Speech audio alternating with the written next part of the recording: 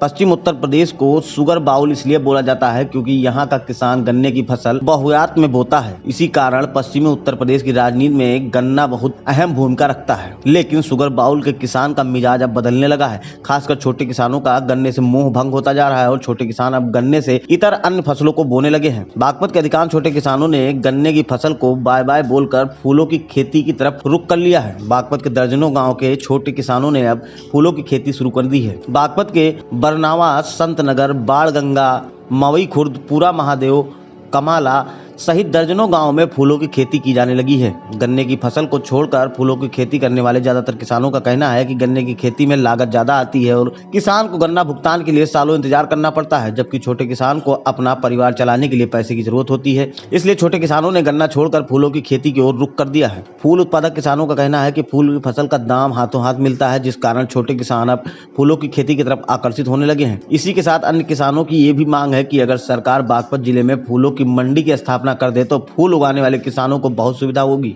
यहाँ के किसानों को अपनी फसल से लेकर दिल्ली और हरियाणा नहीं जाना पड़ेगा और फूलों की खेती क्षेत्रफल भी बढ़ेगा। फिलहाल छोटे किसान गन्ने की खेती को छोड़कर फूलों की खेती करके गन्ने से ज्यादा फायदा कमा रहे हैं। जी गन्ना इसलिए छोड़ दिया जी, छोटे किसान है तो साल में पेमेंट होता है तो गुजारा नहीं हो पाता, तो इसीलिए खेती करते हैं, समय पे अमाउंट आ जाता है। तो अच्छा, आप फूलों की खेती कितने साल से कर रहे जी 4 साल से। अच्छा, आप ये कहाँ लेके जाते हो? जी गाजीपुर मंडी। बागपत में कोई मंडी? जी नहीं, बागपत में कोई मंडी, अगर मंडी लग जाए तो किसानों को बहुत फायदा हो जाएगा, छोटे किसानों को, क्योंकि दर्जनों गाँव में खेती होती है।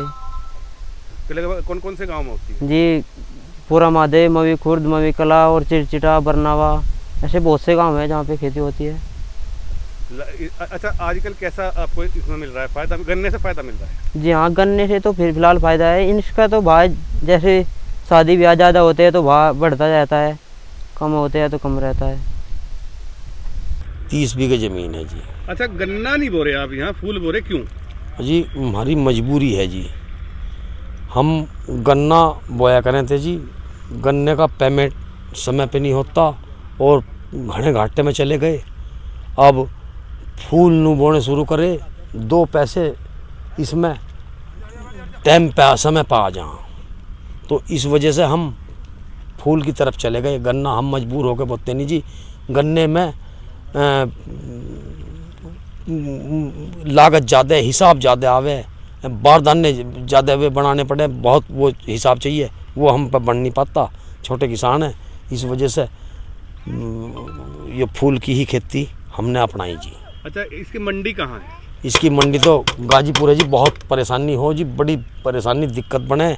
इसकी मंडी बड़ौत वगैरह में हो जावे तो बड़ी अच्छी बात है जी, वहाँ बहुत परेशानी है हमें।